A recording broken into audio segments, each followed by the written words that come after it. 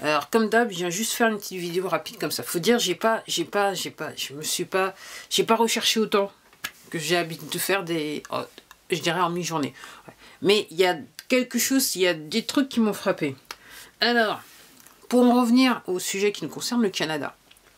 Donc le fameux convoi de camionneurs qui est à Ottawa et qui maintenant envahit toutes les villes du Canada. À Vancouver, par contre, ils ont les fermiers, il me semble. Ouais, c'est des tracteurs qui se ramènent. Ils n'avaient pas prévu ça. Alors, c'est intéressant parce que, apparemment, je crois, c'est donc le même juge qui a dit qu'ils ne peuvent plus utiliser le klaxon pendant 10 jours. En contrepartie, apparemment, il aurait dit, oui, mais la police doit ramener les canisters, enfin comment ça se dit encore, les jerrycans d'essence aux endroits où ils les ont pris. Donc, je dirais, c'est bien pour ceux, c'est bien pour ceux qui font le pied de grue à moins 23, moins 30 degrés. Mais ce ne sont pas des anges. Hein. Là, l'autre fois, je regardais encore un vidéoclip. En gros, ils utilisent n'importe quel prétexte pour arrêter les gens. Carrément, ils ont arrêté un mec qui était tranquille. L'autre, dans sa voiture, il a appelé les renforts. Les renforts sont venus. Le mec, il a fait style que il a carrément fait une marche arrière sur la voiture de la personne, qui attendait tranquillement dans sa voiture, et faire style après pour dire oui, en fait, c'est la personne qui est rentrée dans la voiture de la police. Du genre. Et tout ça, c'était filmé, bien sûr. La preuve, c'est que je vous en parle, j'ai vu les images. Donc, ils sont loin d'être aussi innocents que ça. Mais l'affaire bouge, parce que maintenant, comme je vous dis, donc au Saskatchewan, et puis même, je crois, voilà, et même dans la ville d'Ottawa, donc là, maintenant, ils sont en train de dire, oui, mais on pense que peut-être qu'on va lever les mesures, parce qu'en fait, Omicron, c'est pas aussi grave que ça. Alors, je vous rassure, c'est pareil dans d'autres pays en Europe. En France, là, apparemment, je sais pas, l'autre fois, apparemment, ça serait fin mars, début avril, je sais pas. Mais je dis rien. Foutage de gueule industriel, c'est ce que je dis. Okay. Je dis ça, mais en fait, ce que je devrais dire, c'est crime contre l'humanité et génocide. Okay. Et tous les complices. Donc là, maintenant, vous êtes au courant, vous connaissez qui sont les complices. Aussi bien, je vous parlais du Canada, mais on peut aussi retourner en France. Et je me dis, et c'est la raison pour laquelle je fais cette vidéo, je suis très contente, parce que il y a un convoi, donc les convois ont commencé à partir, pour aller sur Paris. Donc là maintenant, j'attends de voir ce que ça va donner. Alors quand je dis j'attends de voir ce que ça va donner, déjà il va falloir voir combien de personnes, combien de camions dans les convois qui viennent des 4 coins de France, ou quasiment. On devrait dire 6 coins de France, on va dire ça comme ça. Donc, déjà, il y aura combien de camions? Je ferai comprendre qu'hier, du côté de Vincennes, il y avait une petite manifestation et les gens, ah, la police s'est ramenée. Pour pas grand-chose, mais ils se sont ramenés, ils ont eu peur. Donc, oui, donc le convoi, apparemment, il y a même ce site qui s'appelle convoi.fr. Donc, en gros, il y a des convois qui vont partir, il y a déjà les itinéraires. Donc, on va voir ce que ça va donner. Et surtout, je vais voir, moi, j'attends de voir ce que ça va donner. Parce que là, on est sur un truc. Est-ce que je suis plus en focus, moi en focus? Mais en fait, ça a peut-être. Le problème du focus, c'est entre la luminosité, lumière naturelle, et ce que je porte, c'est-à-dire mon qui pose un problème. Maintenant, j'ai compris ce que c'était. Donc maintenant, on va voir ce que ça va donner avec les convois. En sachant que, est-ce que ça sera assez pour réveiller ceux qui comprennent rien? Parce que c'est ça l'affaire, c'est pour réveiller ceux qui comprennent rien, pour qu'on puisse enfin se sortir de l'histoire de la chose et des injections. Ok.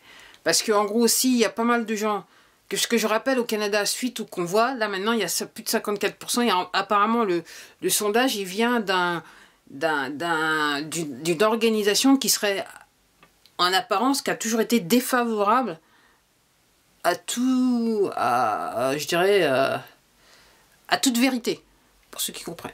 Okay.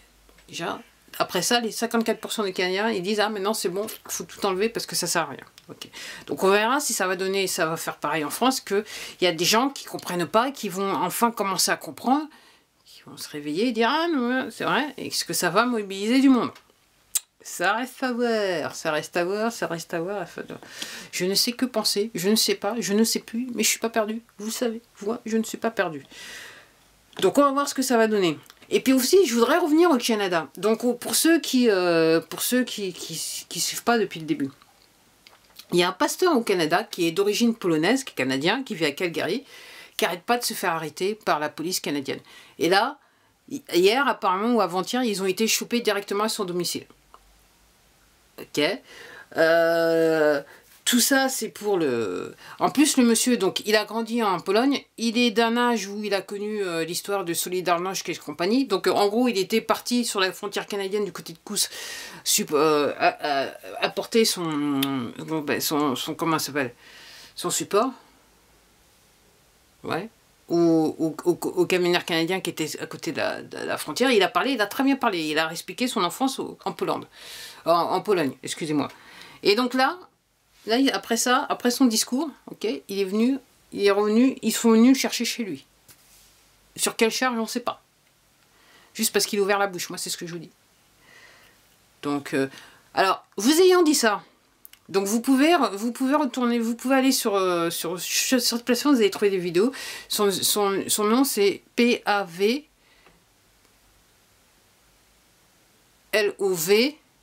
Non, P-A-W-L-O-V-S-K-I. Je dis même pas son nom parce que c'est un truc, c'est ce que je veux dire. Il y a des choses, il y a des mots qu'il faut pas dire sur cette plateforme. Là. Tellement on est en pays en pleine liberté, quoi.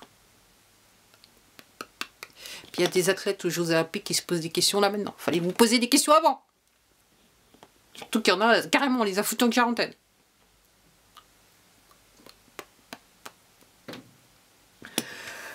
Aïe, aïe, aïe, aïe, aïe, aïe, aïe, aïe. Donc oui.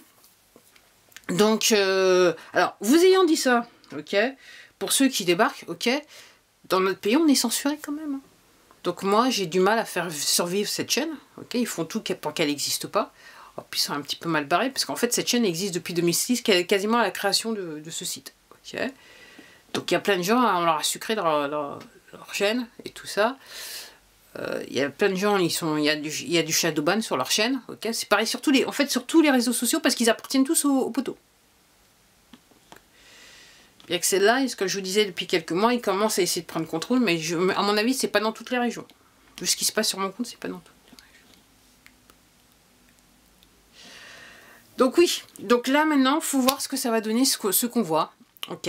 Et si, je dirais, un plus grand nombre de Français vont commencer à se réveiller et se dire, ben ouais, c'est pas normal, quoi. C'est pas normal ce qui nous arrive, ok. Et puis c'est vraiment un crime contre l'humanité, un génocide. Hier, je regardais une vidéo d'un docteur, donc, sur le mur de Qui vous savez, donc qui expliquait donc que lui, en fait, c'est le conseil du général, l'ordre de médecins de sa région qui l'a amené au tribunal, ok. Et le mec expliquait, moi je savais pas ça, qu'il expliquait qu'en fait ils ont écrit au docteur de leur dire qu'en fait, si les gens sont malades du truc, il faut pas se déplacer. S'ils peuvent plus parler, là, il faut venir. Mais pas avant, il faut pas se déplacer. Donc, c'est pour ceux qui n'ont pas compris qu'on parlait de dépopulation. L'injection, c'est la dépopulation et la stérilisation. On va dire ça comme ça, on va dire ça comme ça, on va dire ça comme ça. Alors, je vais dire quelque chose parce que je ne peux pas m'empêcher de le dire et ça m'est venu... ça m'est venu comme ça. Ça m'est venu hier soir et là je suis en train de faire la vidéo, ça me revient dans la tête. Obama apparemment il avait commandé toute une série de guillotines. Des guillotines.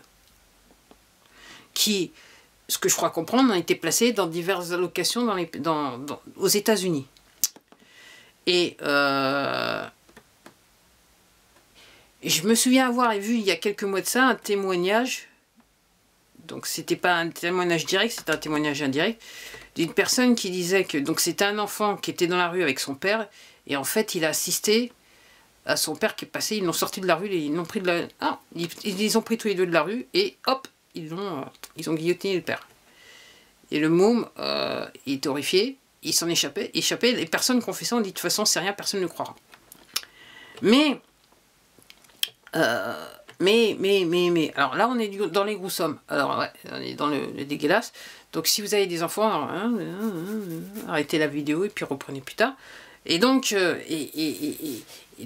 donc si vous savez ce qui se passe quand vous passez sous la guillotine, ok, et en fait, je regardais une autre vidéo, et moi je fais 1 + 1 = 2, pas 3, Et je me dis, parce que j'ai un petit peu compris ce qui se passe, je me dis, ouais, et en fait, oui, parce que ça fait du produit.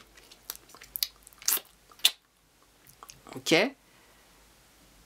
Et entre guillemets, la tête devient une affaire, si vous voyez ce que je veux dire. Parce qu'il y a la glande pinéale. Pineal gland, c'est comme ça qu'ils disent en anglais. Ok. Ça, c'était la partie dégueulasse. Donc pour ceux qui ont du mal à comprendre. Hein. Donc voilà, on me dit, ouais, mais de quoi elle raconte ces pays? Pourquoi elle nous raconte ça? Parce qu'en fait, ça fait partie du truc. Quand vous avez...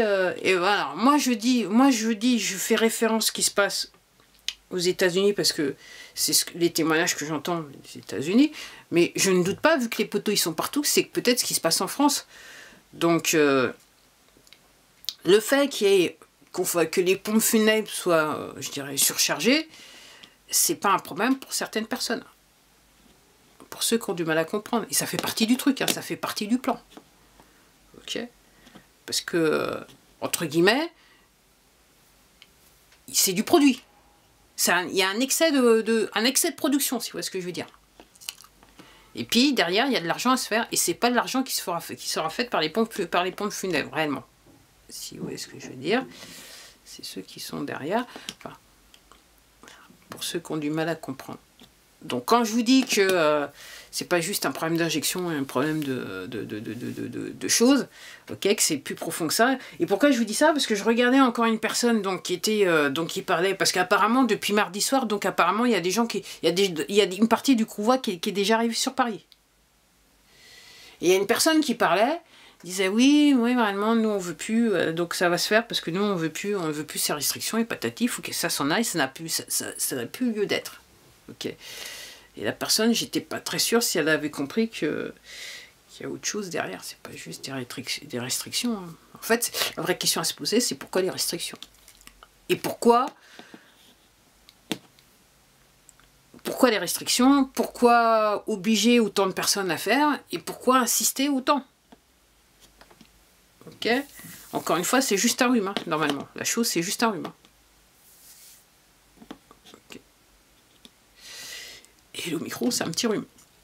Et sur ce, je m'arrête là. Je vous dis à la prochaine vidéo. Encore une fois, j'ai fait 12 minutes. Aïe, aïe, aïe, aïe, mais je suis bavard.